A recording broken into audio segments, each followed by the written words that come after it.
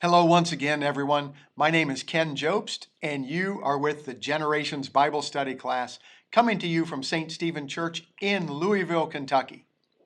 Over the last several weeks, we've been enjoying a study of the Old Testament book of the prophet Daniel. And so today we're ready to take a look at Daniel chapter 10. I encourage you to go ahead and reach for your study Bible or your message notes, whichever you have handy. Today we're continuing in our use of the New King James Bible as we take a look at Daniel chapter 10. Now, Daniel chapter 10, 11, and 12, taken together, address the final vision in the book of Daniel. As we've read through Daniel, we've seen that dreams and visions play a significant role in the book. And so as we come into Daniel chapter 10, we're coming into what is in essence the introduction to the final vision, and we might say cumulative vision. This is the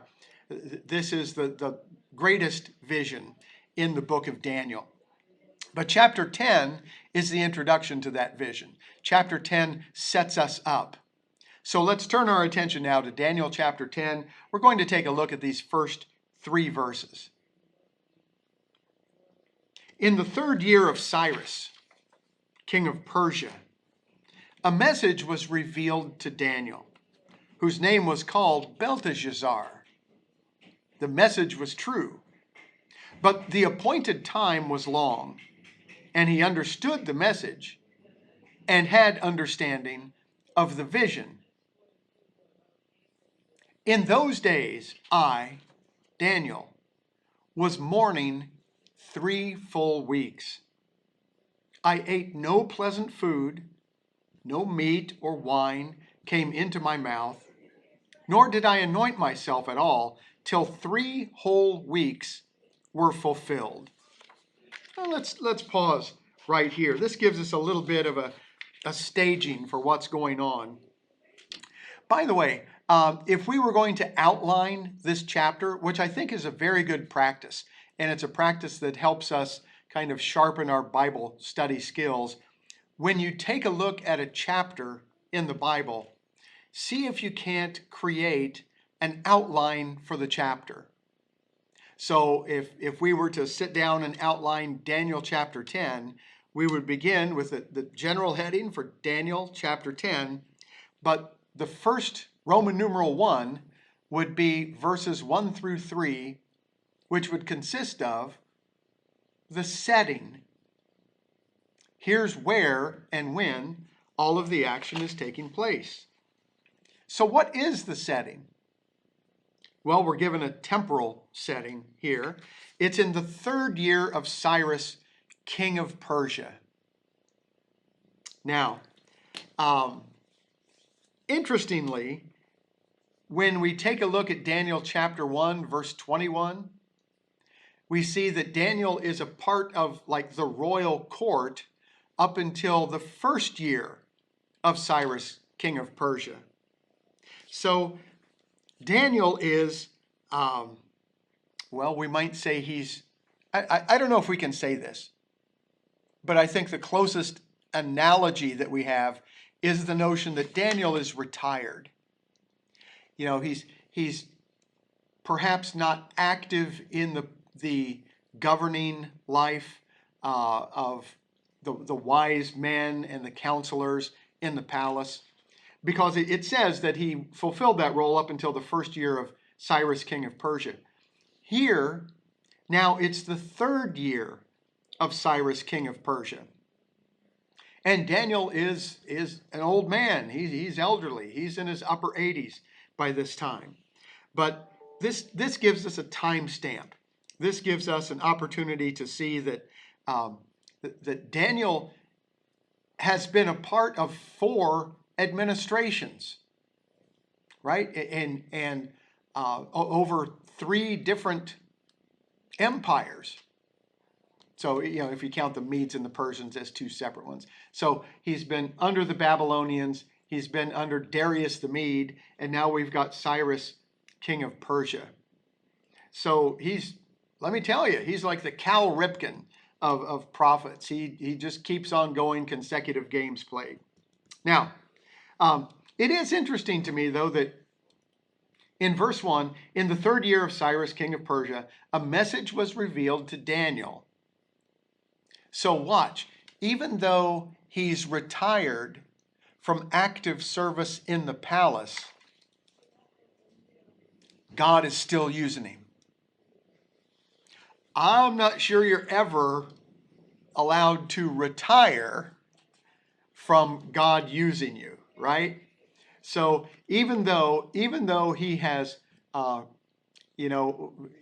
he's accumulated enough years to retire from his government service, still God is using him, and this message is revealed to Daniel, whose name was called Belteshazzar.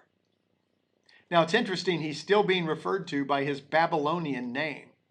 He's still being referred to by the name given to him in exile. Okay. Now, what about that message? We're told a couple of interesting things about the message. That it was a true message. So the message was true. Now, why would we have to underscore the truth of the message? Well, there might be some people saying, well, no, that's impossible. This is impossible to take place. So the emphasis is the message was true, but the appointed time was long. Right? So this is something that's going to happen well into the future, perhaps way beyond the lifetime of Daniel or any of his contemporaries. Pastor Cosby has said on many occasions, any work of significance is going to go well beyond an individual's lifetime. And it appears that's what we're talking about right here. So the message was true, but the appointed time was long, and he understood the message and had understanding of the vision.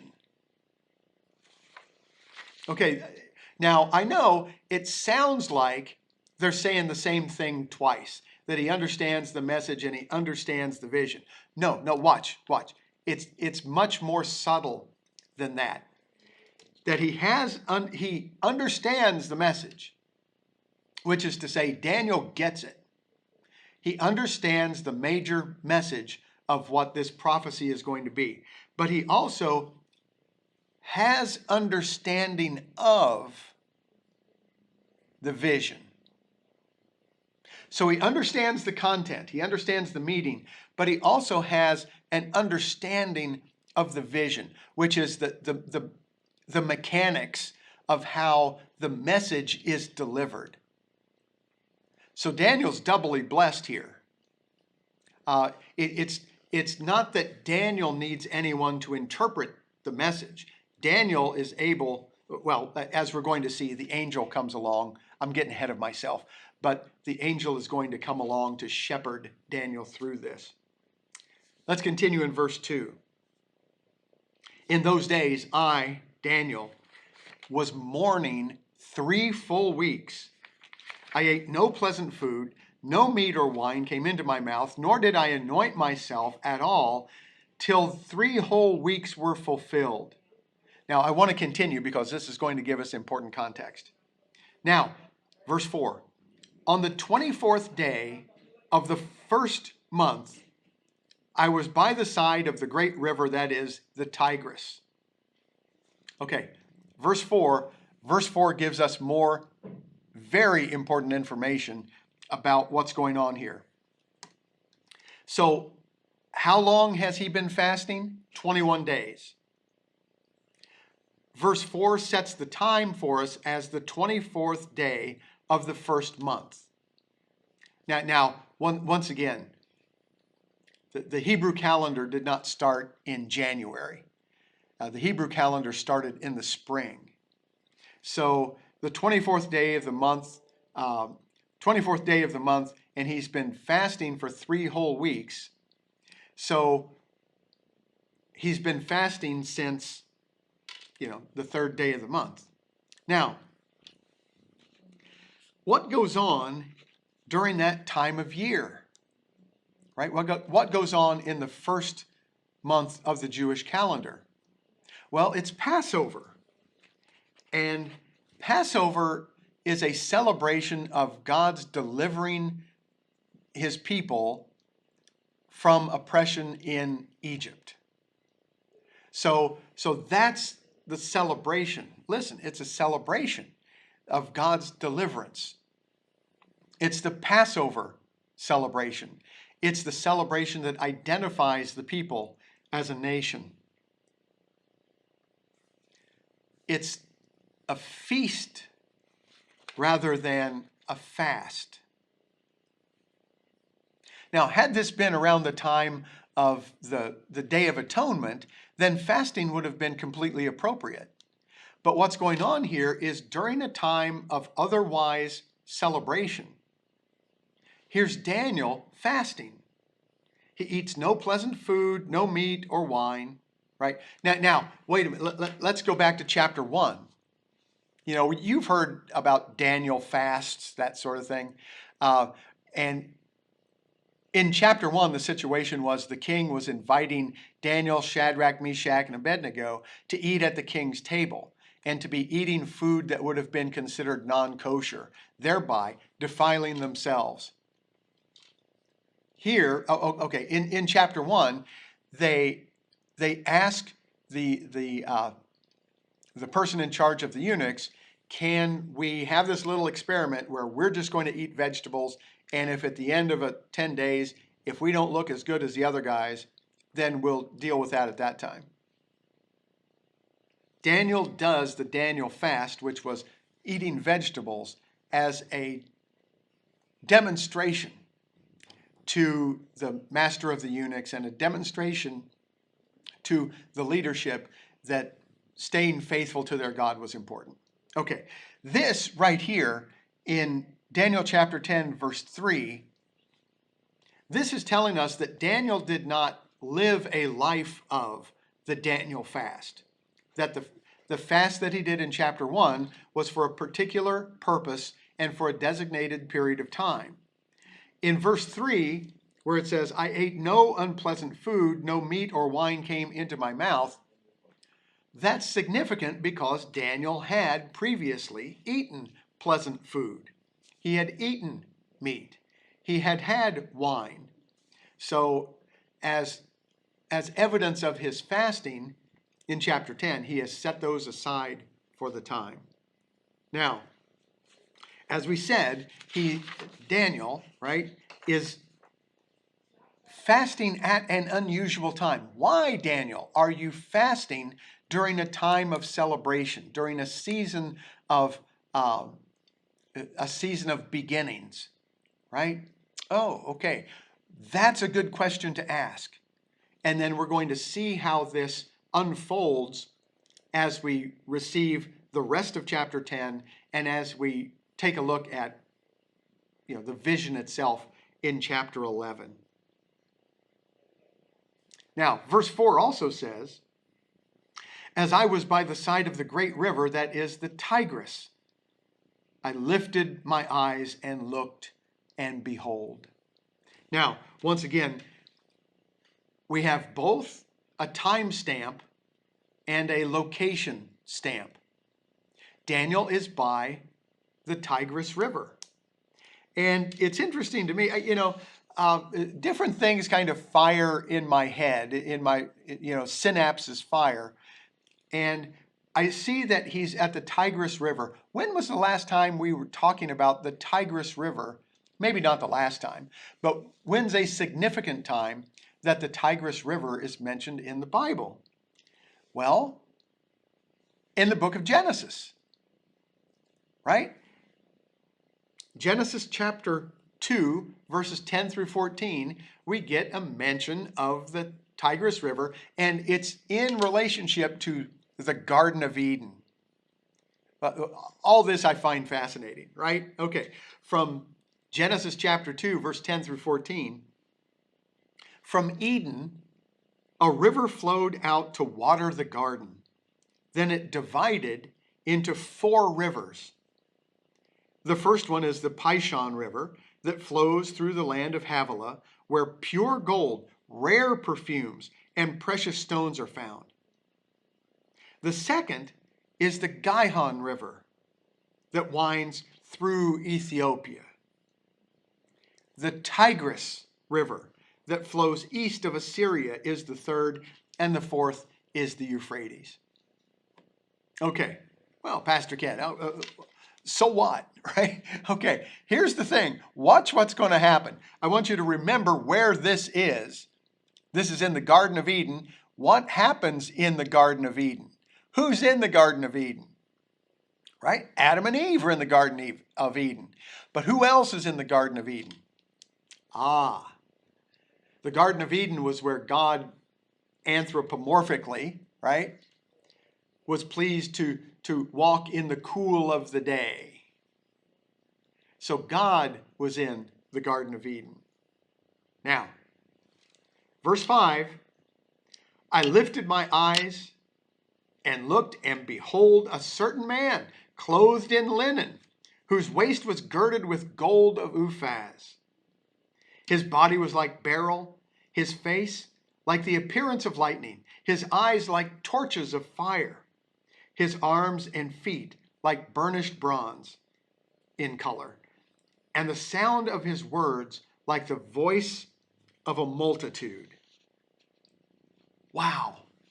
So right here, we have Daniel's vision of the Lord. This, I love these, by the way. These occur in the Old Testament with some measure of frequency. It's not a singular appearance, but every so often in the Old Testament, there's an appearance of the divine. And these are called theophanies. A theophany is, and let me just put it this way, a theophany is a pre-incarnation appearance of Jesus. Right. Now watch. God is spirit, and no one has seen God at any time because God is spirit. But God incarnate, God infleshed, then is Jesus. And so in these Old Testament episodes where there is an appearance of God, we understand those under the general heading of theophany. So it's a physical presence, manifestation of God in the Old Testament. And this one, in this vision, by the way, this is one of the later ones in the Old Testament. Remember, there's a theophany with the strangers that are passing by Abraham's tent. And Abraham and Sarah show them hospitality, and then one of those who was passing by Abraham's tent gives them the word that they're going to have a son. They're going to have their son Isaac. And Sarah laughs, and the person said, well, why did you laugh? And a year later, oh my goodness, even though they were well advanced in years and way beyond the time of childbearing, they have this child who's then named Isaac. So that's a theophany. That's a pre-incarnation appearance of the Lord. Now, but watch here how the Lord is described. He's clothed in linen, waist is girded with gold of Uphaz. So the first thing that's described is what he wore. Excuse me. So it's a description of being clothed in linen, waist girded with gold. Right? What did he wear? The second thing is how he looked. His body was like beryl, which is, excuse me, beryl is kind of a pale green stone, but it's a gemstone. His face was like the appearance of lightning. So now we're talking about what the Lord looked like. Body like beryl, face like the appearance of lightning, eyes like torches of fire, arms and feet like burnished bronze. So first we get what he wore, then secondly we get how he looked. And then third, and the sound of his words was like the voice of a multitude. We get the way he sounded. So what he wore, how he looked, and the way he sounded. I don't know if you've ever been in a football stadium, with like 80 or 100,000 people when somebody scores a touchdown. Just the voice of a multitude is one of those things that you have to experience to really understand the power of the voice of a multitude. The Indy 500 is probably the largest crowd I've ever been in, 300,000 people. And when, at the end of the race, the cheer, it starts half a mile away and you hear it all the way through. The voice of a multitude is a powerful image. Let's continue in verse 7. And I, Daniel, watch right there. From verse 2, all the rest of the way here, we're using first person. So this is a first person account of Daniel. It's not in third person. It's not somebody talking about Daniel. It's Daniel talking. Verse 7, and I, Daniel, alone saw the vision. For the men who were with me did not see the vision, but a great terror fell upon them so that they fled to hide themselves.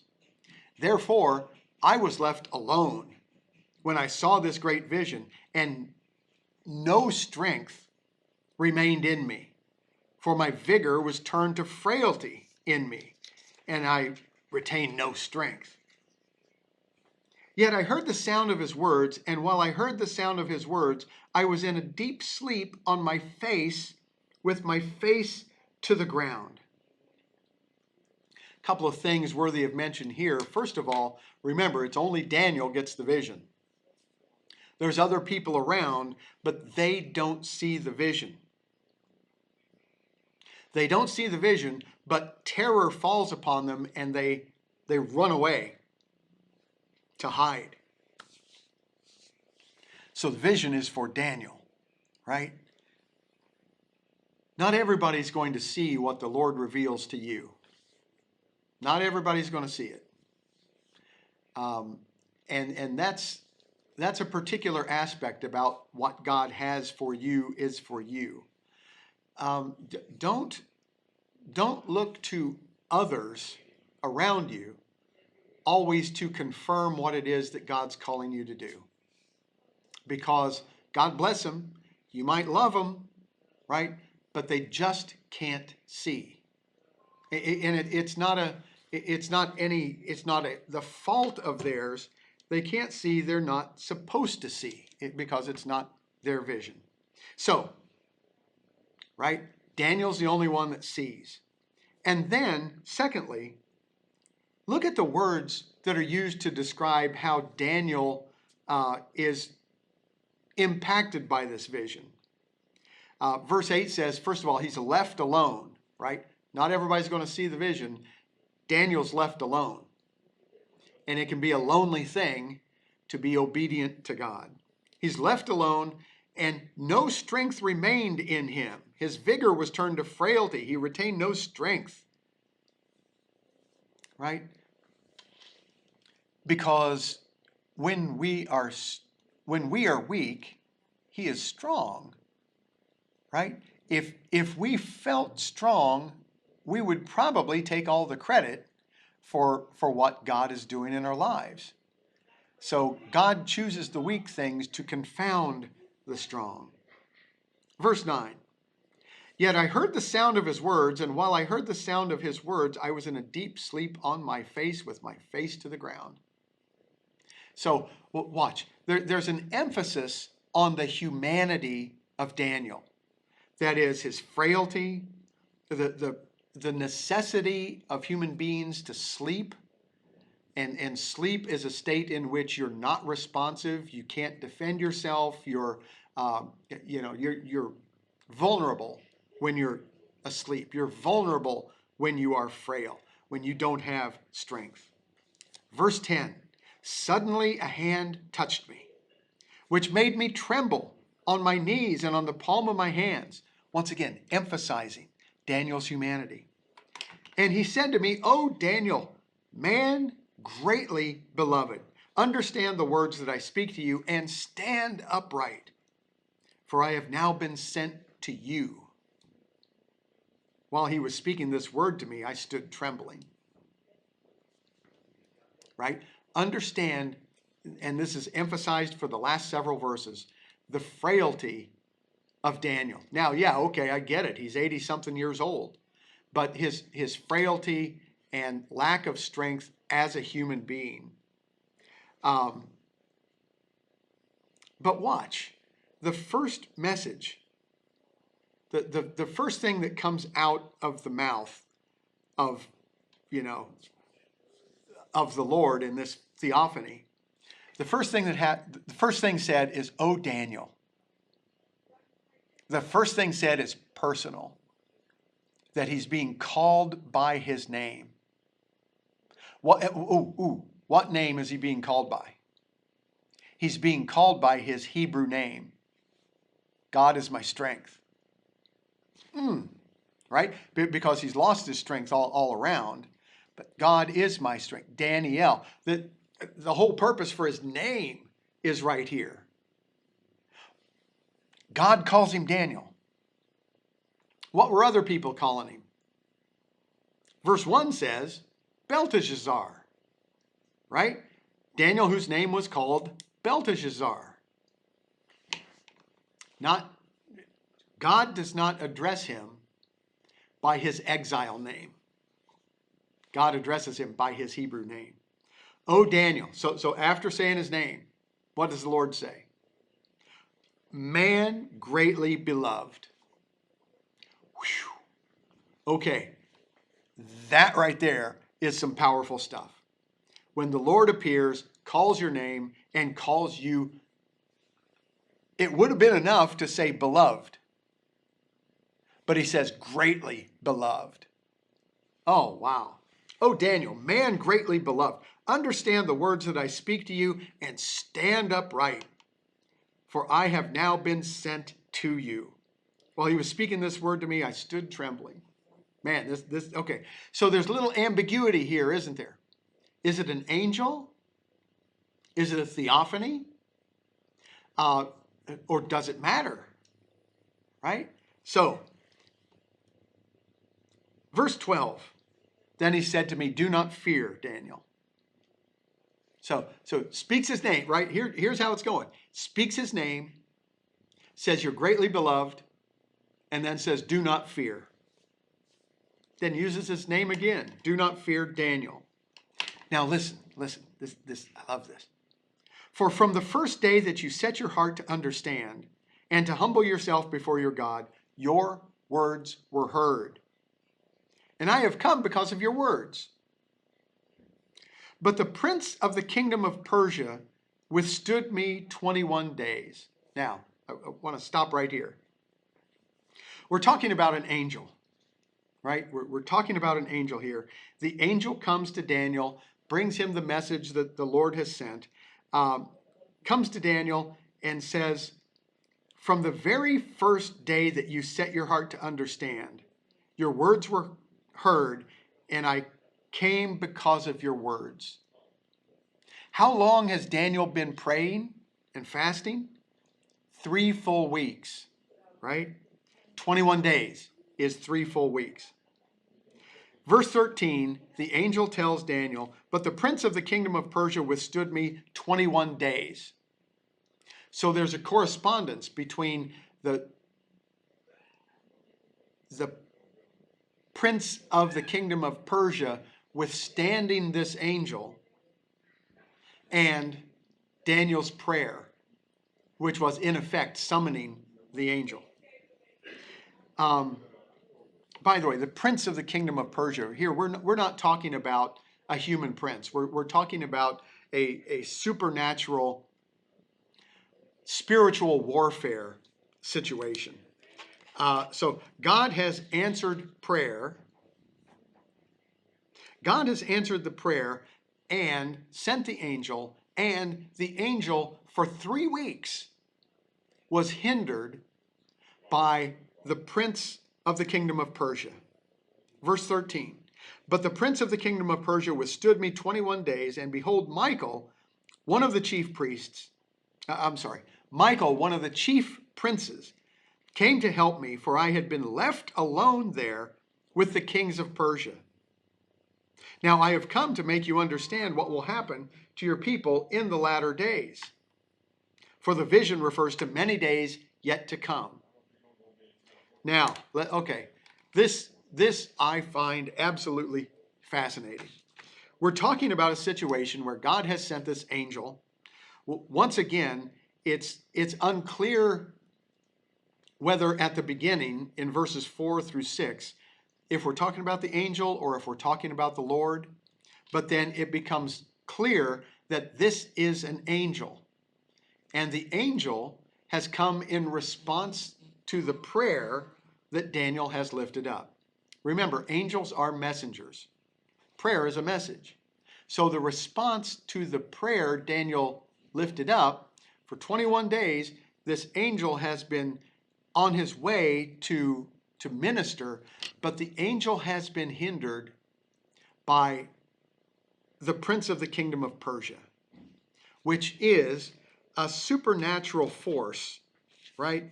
Now, no human prince can withstand an angel. So when we refer to the prince of the kingdom of Persia, we're referring to a supernatural angelic force, but a fallen angel in this regard. Now, you know what? I always thought that angels could boom, that they had the power to wipe out 186,000 Assyrians, right? As we see in the Old Testament. I thought angels had incredible power. Hold the phone. Right here, we've got a fallen angel delaying a faithful angel for 21 days until Michael, one of the chief angels, archangels, right? One of the chief princes, comes to help. Now, Michael here, we're introduced to Michael. Michael is the second named angel in the Bible. You got Gabriel, right? Now, Michael. And angels evidently have a hierarchy, that there is leadership and followership among angels. Michael is one of the chief angels, an archangel. Michael, one of the chief princes, came to help me, for I had been left alone there with the kings of Persia. So this is with the kings of Persia. So here's one angel who is got his hands full, right? And so this other angel, a hierarchically higher angel, comes to the assistance of the angel who is giving the message to Daniel, which tells me something else pretty interesting. Cooperation among angels. What about that, right? And not only cooperation, but cooperation from a higher angel comes to the aid of the lower ranking angel. Now, verse 15. When he had spoken such words to me, I turned my face toward the ground and became speechless. And suddenly, one having the likeness of the sons of men touched my lips. Right? So this is an angel appearing in human form. Touched my lips, then I opened my mouth and spoke and said to him who stood before me, my Lord, because of the vision, my sorrows have overwhelmed me, and I have retained no strength. For how can this servant of my Lord talk with you, my Lord? As for me, no strength remains in me now, nor is any breath left in me. So Daniel's completely wiped out. No strength, no breath left in him. Listen once again, that breath business, that's emphasizing the humanity of Daniel. Daniel is a human being, and he's now encountering these angelic beings, and he's encountering the reality of spiritual warfare that is going on around him as he is in his position. Verse 18. Then again, the one having the likeness of a man touched me and strengthened me. Where does my strength come from? Right? My strength is in the Lord. Verse 19. And he said, O man greatly beloved, fear not, peace be to you, be strong. Yes, be strong. So when he spoke to me, I was strengthened and said, let my Lord speak, for you have strengthened me. Now, God will strengthen you. Amen. Now, it's interesting to me that the angel with the likeness of a man, the angel repeats the message. O man greatly beloved, right? We heard that earlier. Fear not. We heard that earlier, but adds this new dimension. Peace be to you. Be at peace. Be shalom, right? Be strong. Yes, be strong. So acknowledging that God loves Daniel leads to have no fear, don't fear, have peace, be complete, be whole, be at peace, and then be strong. Be strengthened by the presence of the Lord. Let my Lord speak, for you have strengthened me. Now, verse 20. Then he said, do you know why I have come to you? And now I must return to fight with the prince of Persia. And when I have gone forth, indeed the prince of Greece will come. But I will tell you what is noted in the scripture of truth. No one upholds me against these, except Michael, your prince. Now that's where the chapter concludes. But it's interesting to me, by the way, that this chapter ends kind of in the middle of a thought. And when we get around to chapter 11, we'll pick up the thought again. But this is an angel who has delivered his message and is going back to fight the prince of Persia, and knows that after he's fighting the prince of Persia, he's going to have to fight the prince of Greece as well. So who are these? The literal prince of Persia, right? The literal, we're not talking about Cyrus. We're not talking about Cyrus, a human king of Persia. We're talking about a spiritual entity. So we're not talking about Alexander the Great himself. We're talking about a spiritual entity that is guiding Alexander the Great. So at any rate, I know our time is getting a little bit long here, but there are 3, 4, 5, there's some ideas I want us to get across here. And the first comes with one of the last phrases that's at the end of chapter 10, verse 21, which speaks of the scripture of truth. The scripture of truth. Now, we need spiritual illumination as we study the Bible. And as we interpret and as we apply biblical truth, we need to pray for divine illumination. So Bible study and prayer always need to be linked. They always need to go together. One informs the other. So we need to pray biblically and study the Bible prayerfully, because there are unseen supernatural dynamics at play in the universe.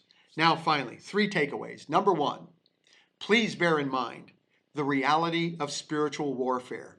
That's what Daniel is telling us here. Number 2, the power of prayer. And number 3, God's strength and love for believers. Here's where we need to leave it today. So we will continue next time. God bless you. Take good care. Bye-bye.